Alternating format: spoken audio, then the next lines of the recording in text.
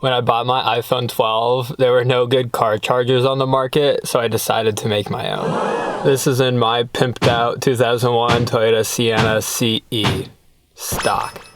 First, I found the cheapest magnetic car mount I could find on Amazon.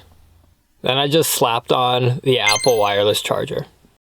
I routed the cable along the edge of the panel using these black cable clips. The USB-C is plugged into the cheapest USB-C car charger I could find on Amazon.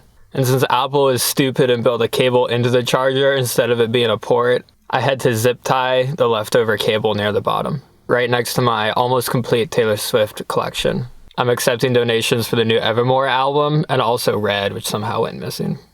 From there, I can just easily slap on the iPhone 12. It sits surprisingly firmly. It hasn't fallen off once in about 300 miles. Though the gear shift lever sometimes gets in the way. And I find the magnetic strength between the car mount and the Apple charger is stronger than the Apple charger and the iPhone. And finally, as a bonus, here's an awesome solution to storing your AirPods in the car instead of just tossing them on the passenger seat.